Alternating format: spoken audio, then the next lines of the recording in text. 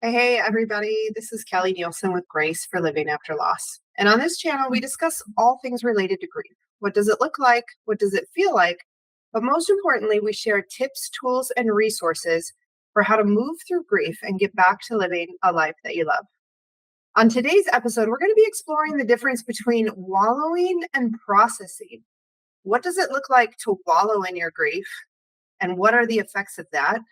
And what are some steps in application for actually processing your grief? And what effect does that have on your overall grief recovery journey?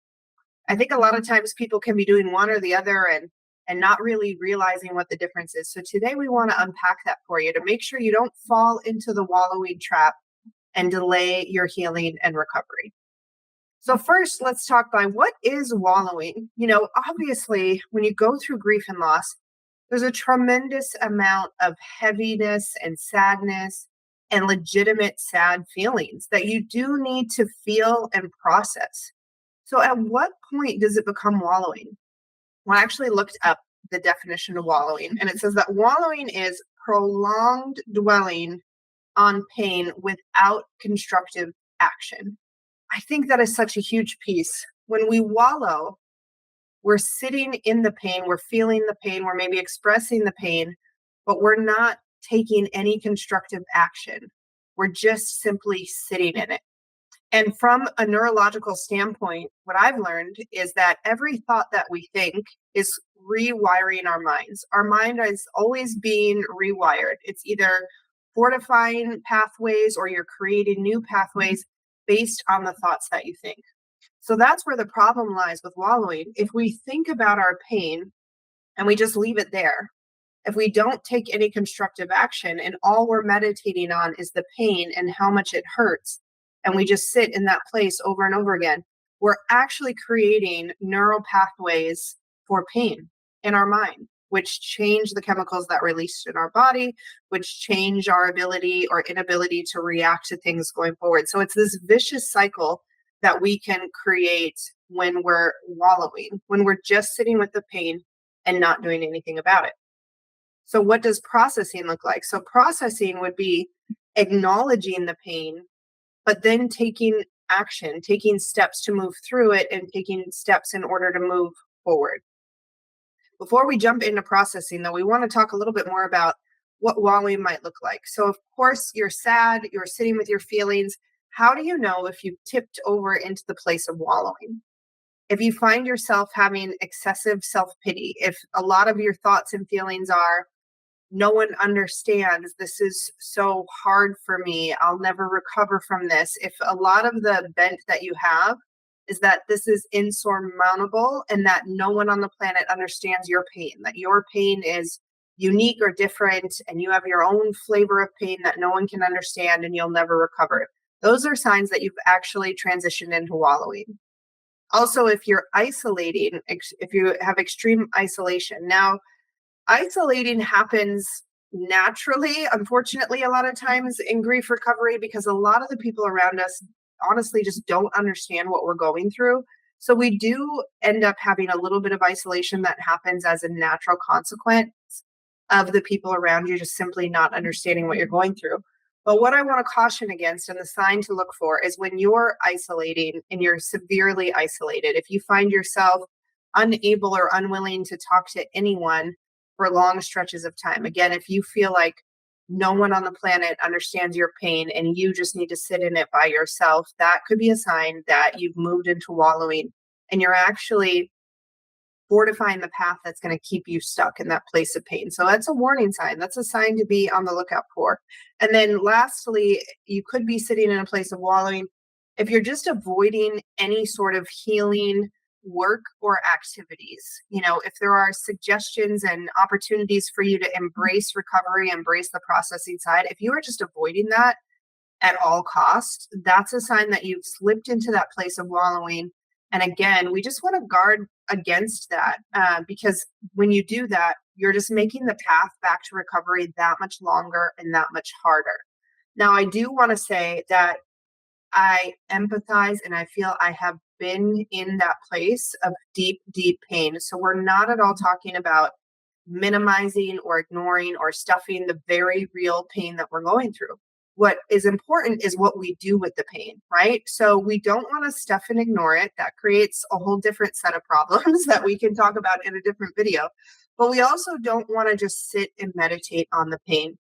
One of the suggestions that I give some of the clients that I work with or the folks in our programs is to set a timer.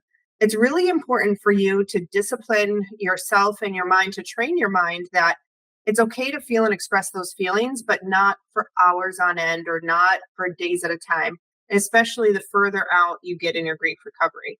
Certainly, in the early days, it's going to be nearly impossible not to feel your feelings all the time and need to express it. But as you start to move out from the loss and begin recovering, it's okay to feel and miss and love your person, but you definitely want to put a time limit on that. I usually recommend between 5 and 15 minutes and set a timer on your phone.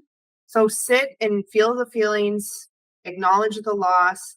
But then when that timer goes off, I want you to do something else. I want you to take a positive action. And that action can be anything you'd like. You can call a friend, you can go for a walk, you can start to journal, you can turn on the TV, you can read a book. What you do is not as important as the fact that you do something else. Because again, we are training your brain from a neurological standpoint, to not just create a perpetual loop of wallowing in trauma. What we're training our brain is, okay, we feel that, but now we're going to go do something.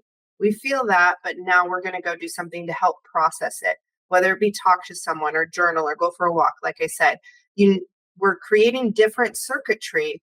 So we're actually training our brain that when we start to feel those feelings, it's a signal to us that we need to do something active in order to process through it. Because even from a biblical standpoint, the Bible talks about mourning and the process of mourning. And mourning is really processing the loss so that you're not afflicted and bound by grief, right? So when we're wallowing, we're just sitting in the grief, which, by the way, the definition for grief is an affliction. It's likened to a sickness.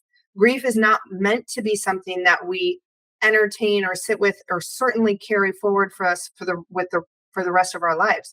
Grief is something that happens to us. It's a condition that we experience when we haven't properly mourned, when we haven't properly processed through the loss in order to move forward. So we want to make sure that we are not wallowing, that we are processing through the loss so that we can get back to a place of healing and health and wholeness, right? So if you find yourself isolating, if you find yourself saying, woe is me, nobody understands this pain, if you find yourself thinking about the loss without any action attached to it, those are some signs that you're wallowing. Now, in order to transition into processing, we're going to do a couple of things. We're going to, number one, set a timer if we find ourselves thinking about those things. Number two, we're going to seek help. We're going to find someone, whether it be a trusted friend, someone at your church. Certainly, this is what we do here at Grace for Living After Loss, to learn some tools and skills in order to be able to stop that pathway and to have a trusted person to process the loss, to resolve any unanswered questions or any lingering feelings or any lies that might be hanging out. Just unpack all that stuff that's going on in your mind so that you can come to a place of peace and you can begin to move forward. That is no easy task. And that is what we do here at Grace for Living After Loss. So find some sort of help, set a timer, find some sort of help, and just make the commitment to yourself. Even a strong declaration to say that I will not wallow. Today, I will choose to actively participate in my grief recovery journey is such a powerful statement. And if you do nothing else, saying that statement each and every day is telling your brain, it's giving your brain instructions on how you're going to handle this grief going forward. You might find after a few weeks of saying that sentence that you automatically will not go to that place of wallowing. Instead, you will take productive action to embrace recovery and move forward in a healing and healthy way.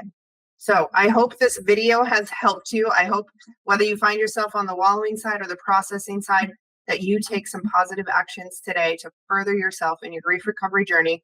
If you're looking for other tips and tools, please subscribe to this channel and check out the other videos. Until next time, guys.